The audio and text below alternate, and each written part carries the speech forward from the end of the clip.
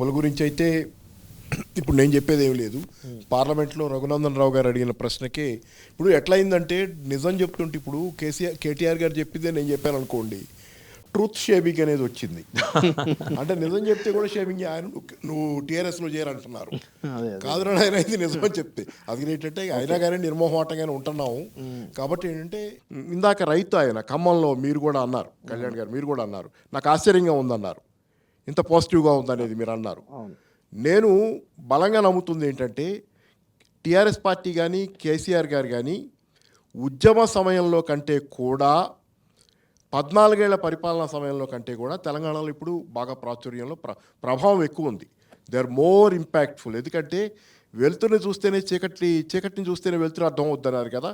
అందుకని అప్పటికంటే తర్వాత పరిపాలనా కాలంలో ఉంటే ఉద్యమకాలం పరిపాలనా కాలం కంటే ఈరోజు కేసీఆర్ కావాలనేది బలంగా, టీఆర్ఎస్ కావాలనేది బలంగా ఉంది. ఇది 100% నిజం, అందరికీ తెలుసు. నేను నా ధైర్యం అయితే ఎక్కడి నుంచి వస్తుంటే, మాటలు మాట్లాడటానికి జనాన్ని చూసి వస్తున్న ధైర్యం, జనం నా మాటలు రిసీవ్ చేసుకుంటారనే దాని నుంచి వచ్చిన ధైర్యం ఇది. రెండోది ఇంకోటి చెబుతాను, నేను ఎందుకు ఓడిపోయామనే చర్చ జరిగింది ఇందాక, చాలా జరిగినాయి. రైతు బంధు ఎక్కువ మందికి 50 ఎకరాల వాళ్ళకి ఇచ్చారు, దానివల్ల వచ్చినటువంటి మార్పులు. దీంతోపాటు నేను అప్పట్లోనే ఎలక్షన్ల ముందు కొద్ది కాలం ముందు కేటీఆర్ గారికి సన్నిహితంగా ఉండే ఒక ఆయనతో, కేటీఆర్ గారికి ఏమైనా ఒక పుస్తకం పంపి, ఆయన అప్పుడు ఆయన అందుకున్న చదివే అవకాశం కూడా ఉండదు, ద ట్రూ బిలీవర్ అనే పుస్తకం. ఆ తర్వాత కూడా మొన్న 99 టీవీలో డిజిటల్ టీవీ ఇనాగరల్ అప్పుడు కూడా మళ్ళీ అదే కాపీ అందించా. ట్రూ బిలీవర్ పుస్తకంలో దీనికి ఒక జవాబు ఉంది. ఎందుకంటే కేసీఆర్ గారి హయాంలో, టీఆర్ఎస్ హయాంలో తెలంగాణలో జరిగిన బ్రహ్మాండమైన అభివృద్ధి, అంటే కనీవిని ఎరుగని తెలంగాణ ప్రజలు కలలో కూడా ఊహించుకొని మా బ్రతుకులు బాగుపడతాయని నమ్మకాలను కోల్పోయినటువంటి తెలంగాణ ప్రజలకి కేసీఆర్ గారు బ్రతుకులు బాగు చేసి చూపించడంతో యాస్పిరేషన్స్ బాగా పెరిగినప్పుడు మీకు అందుకే చూడండి, డీబీటీ ఎక్కడైతే ఇన్వాల్వ్ అయిందో, డైరెక్ట్ బెనిఫిట్ ట్రాన్స్ఫర్, అక్కడే ఎక్కువ ఓడిపోవడానికి స్కోప్ వచ్చింది టీఆర్ఎస్. ఎందుకంటే అక్కడ చొరబడి 10,000 ఇచ్చే చోట 15,000 ఇస్తామని చెప్పారు, 2,000 ఇచ్చే చోట 4,000 ఇస్తామని చెప్పారు. డీబీటీ ఇన్వాల్వ్ అయిన చోట యాస్పిరేషన్స్ పెరిగినప్పుడు ఇది సాధ్యమే అని ఒక నమ్మకం వచ్చిన ప్రజలకి ఇంకా ఎక్కువ చేస్తాం అనేసరికి సాధ్యం కావట్లేదు కదా. ఇప్పుడు దీనికి ఏం చెప్తారు? తెలంగాణ ఆర్థిక పరిస్థితి కావాలని చేసింది అనేది మన అందరికీ తెలుసు కదా. చెప్పింది చేయాలనుకుని చెప్పింది కాదనేది కూడా మాకు అందరికీ అర్థమవుతుంది. ఇప్పుడు జనాలకు కూడా చేయాలనుకుని చెప్పలేదు, వీళ్ళు అధికారంలోకి రావడానికి చెప్పారు. ఇప్పుడు బీఆర్ఎస్ అధికారంలోకి వచ్చినా అవన్నీ ఇవ్వాలనుకుంటారు కదా ప్రజలు, సాధ్యం అవుతుందా?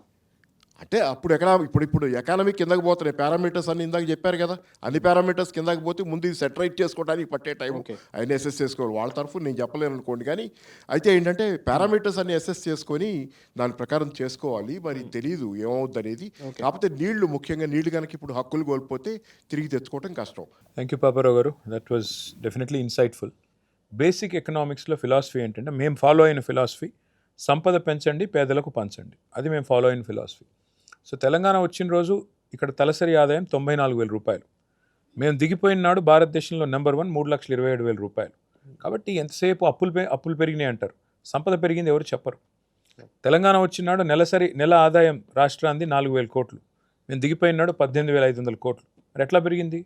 ఎందుకంటే ఏబుల్ గవర్నమెంట్, అన్ని రంగాల్లో అభివృద్ధి కనబడింది. కాబట్టే మరి 9.5 ఏళ్ళ స్వల్ప సమయంలో, మధ్యలో 2 ఏళ్ళు కోవిడ్ ఉన్న 4,000 కోట్ల నెల ఆదాయం నుంచి 18,500 కోట్లకు పెరిగింది. నీకు శాతనైతే, సమర్థత ఉంటే సంపద పెంచు, పేదలకి పంచు, అంతే కదా. సో మేము చేసింది అది, మేము ఫాలో అయిన బేసిక్ ఫిలాసఫీ అది. సరే, ఒక్కొక్కరిది ఒక్కో తరహా. ఇందాక వారు చెప్పినట్టు కాంగ్రెస్ వాళ్ళు కేవలం అధికారం కోసమే అడ్డమైన హామీలు ఇచ్చి వచ్చారు. వచ్చిన తర్వాత ఇవాళ చేయలేక ఆ అసమర్థతని మా మీద నెట్టే ప్రయత్నం చేస్తున్నారు. ఇది ప్రజలకు కూడా అర్థమైంది. ప్రధానంగా తెలంగాణలో గత దాదాపు ఆల్మోస్ట్ 10-12 ఏళ్ళుగా కూడా అదే సబ్జెక్టు. మీరు కాళేశ్వరమే కడుతున్నాం, రైతులకు నీళ్ళు ఇస్తాం, పంటలు పండిస్తామని ఒకసారి ఎన్నికలకు పోయారు, పండించి చూపించామంటూ ఇంకోసారి ఎన్నికలకు పోయారు. ఇప్పుడు దానిలో అవినీతి ప్రధాన టాపిక్, అవినీతి మారిపోయింది కాళేశ్వరంలో. అవినీతి జరిగితే అధికారం వాళ్ళ చేతుల్లో ఉంది కదా, చూపెట్టొచ్చు కదా. ఇప్పుడు ఎన్ని రోజులు ఇంకా ఆరోపణలతో టైంపాస్ చేస్తారు?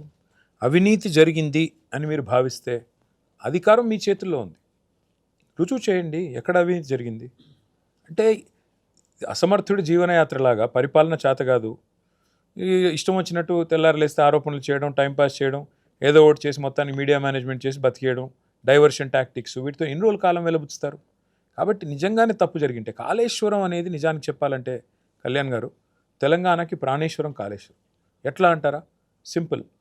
2014లో తెలంగాణలో వరి సాగు ఎంత, 2023లో వరి సాగు ఎంత, 2014లో తెలంగాణలో మొత్తం సాగునీటి విస్తీర్ణం ఎంత, తెలంగాణలో 2023లో ఎంత?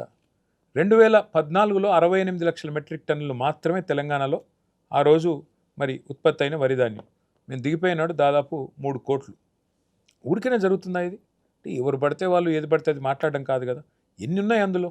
చెరువులు బాగు చేసుకున్నాం, ప్రాజెక్టులు అన్నింటినీ కూడా పెండింగ్ ప్రాజెక్టులు రన్నింగ్ ప్రాజెక్టులుగా మార్చుకున్నాం, కొత్త ప్రాజెక్టులు నిర్మాణం చేసుకున్నాం, రైతు బంధు, రైతు బీమా, 24 గంటల కరెంటు, రైతుకు విశ్వాసం, కొనుగోలు కేంద్రాలు, మద్దతు ధర, విత్తనాలు, ఎరువులు టైంకి ఇవ్వడం, ఇన్ని జరిగితే తెలంగాణలో సాగు విస్తీర్ణం జరిగింది.